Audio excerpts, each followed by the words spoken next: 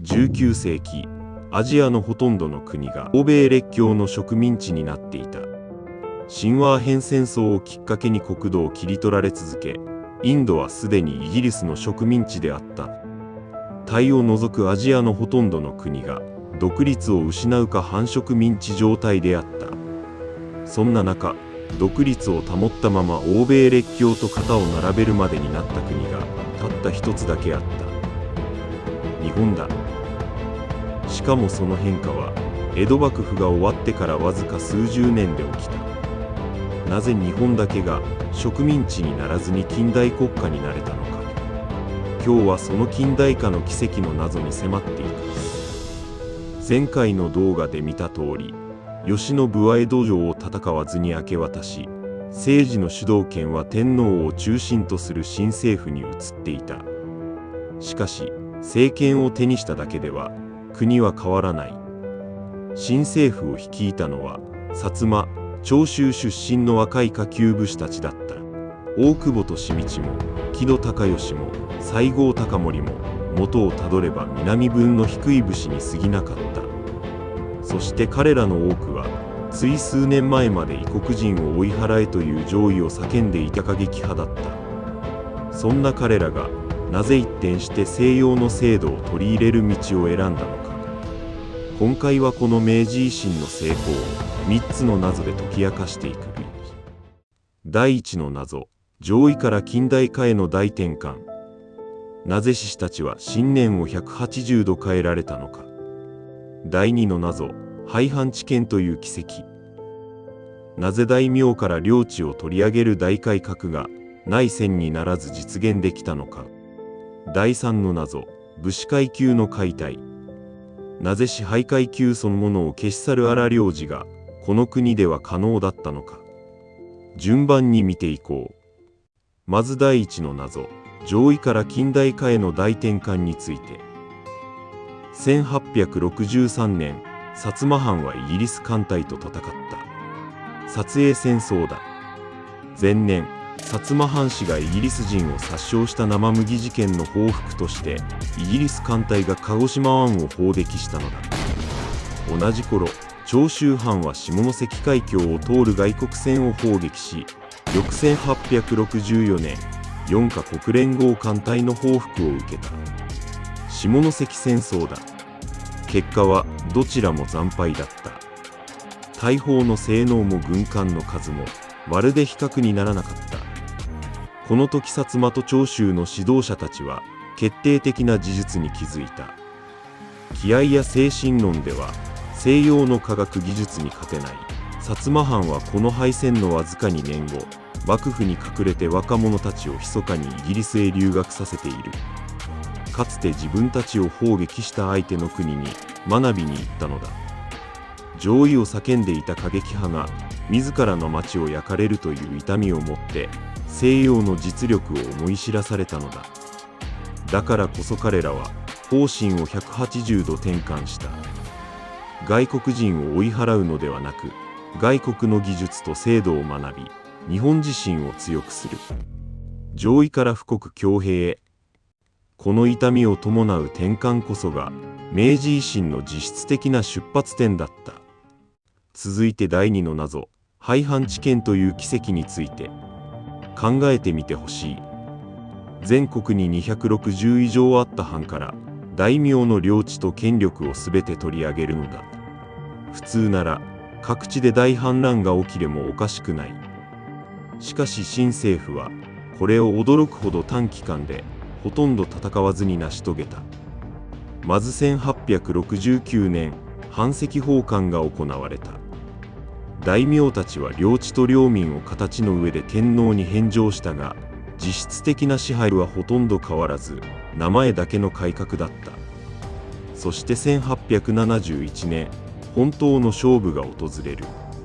廃藩置県だ。藩そのものを廃止し、すべてを政府直轄の県に置き換える。新政府には抵抗を封じる備えがあった。薩摩、長州、土佐から精鋭部隊を集め、豪や兵として東京に配置していたのだ。事実上の軍事力を背景に、政府は諸藩の知事たちを呼び出し、廃藩置県を一方的に通告したらす。目の前に強力な軍隊がある以上、大名たちはなすすべもなかった。一方で大名たちには手厚い保証も用意された。家族という新しい高い身分と当面の生活を保障する家禄が与えられたのだ。力と配慮を同時に使うことで、政府は大名たちの抵抗を最小限に抑えたのだ。こうして260年以上続いた藩という仕組みは、わずか数年、ほぼ無欠で解体された。世界の革命史から見ても、極めて異例な出来事だった。そして第3の謎、武士階級の解体について。明治政府が次に手をつけたのは、日本社会の土台そのものだった。1869年、市民平等が宣言され、武士、農民、職人、商人という身分の壁が公式には取り払われた。1873年には徴兵令が出された。これまで戦うのは武士だけの特権だったが、これからは身分に関係なく国民全体が兵士となる時代になったのだ。さらに1876年、蟄禄処分が行われた。武士たちが受け取り続けてきた俸禄は、一括の国債と引き換えに打ち切られた。同じ年、配当令も出された。武士の魂とされた刀を、公の場で刺すことすら禁じられた。身分も収入も誇りの象徴だった刀も、武士はかつての特権をすべて失った。当然、不満は各地でくすぶった。1874年の佐賀の乱を皮切りに、1876年には新風蓮の乱、秋月の乱、萩の乱と士族反乱が相次いだ。しかしそれらはいずれも新政府軍によって短期間で鎮圧された。なぜこれほど過激な改革に大規模な内戦が起きなかったのか。理由の一つは改革のスピードだ。反発が組織化される前に政府は次々と改革を進め、既成事実を積み重ねていった。もう一つの理由は外圧への強い危機感だった。多くの武士は、うちは揉めをしている場合ではないという感覚を共有していたのだ。ただし、この不満が完全に消えたわけではなかった。各地の反乱は鎮圧されても、士族たちの怒りという火種は、まだくすぶり続けていた。その火種は、後に明治政府を大きく揺るがす、ある事件へとつながっていく。さて、ここまで3つの謎を見てきた。しかし本当に解くべき謎はもっと大きい。なぜアジアの中で日本だけがこれほど急速な近代化に成功できたのか。同じ頃、清もまた西洋の技術を取り入れるよう運動を進めていた。しかし清は皇帝を頂点とする旧来の政治体制そのものはほとんど変えようとしなかった。一方、日本は違った。技術だけでなく、政治制度、教育、身分制度まで社会の根本から作り変えたのだ。1871年には岩倉使節団が欧米に派遣され、大久保利通や木戸孝允ら政府首脳自らが欧米の圧倒的な国力の差を目の当たりにした。1872年には学制が発布され、全国に近代的な学校制度が整えられた。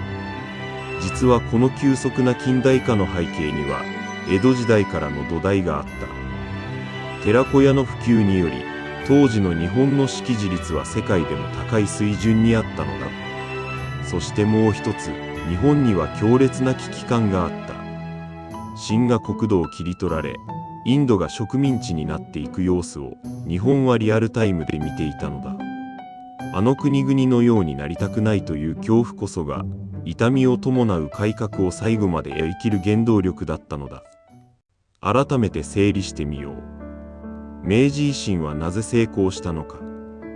第一の謎、上位から近代化への転換は、薩英戦争と下関戦争での惨敗という痛みを伴う現実認識から生まれた。第二の謎、廃藩置県は、軍事力と手厚い保障を組み合わせることで、大きな内戦を避けながら断行された。第三の謎、武士階級の解体は改革のスピードと強い危機感によって大規模な反発が組織化される前に押し切られた。そしてその根底には江戸時代から培われた高い識字率と深夜インドの運命を目の当たりにした強烈な危機感があった。明治維新は単なる政権交代ではなかった。社会のあらゆる仕組みをゼロから作り直す大手術だったのだ。しかしこの大手術には大きな痛みも伴った。特権を失った士族たちの不満は完全には消えていなかった。今日のまとめをしておこう。明治維新の成功は上位から近代化への転換、廃藩置県という奇跡、そして武士階級の解体という3つの荒療治によって実現した。その裏には江戸時代からの教育の土台とアジア諸国の末路を目の当たりにした強い危機感があった。しかしその改革で最も割を食ったのはかつて維新を成し遂げた武士たち自身だった。あなたは明治政府の改革をどう評価するだろうか。必要な痛みだったのか、それとも急ぎすぎたのか。ぜひコメントで教えてほしい。前回の動画もまだご覧になっていない方はぜひチェックしてみてほしい。次回は西南戦争に迫る。明治維新の最大の立役者だったはずの西郷隆盛がなぜ自ら育てた明治政府に反旗を翻すことになったのか、その真相を解説していく。チャンネル登録と高評価よろしくお願いします。また次の動画で会いましょう。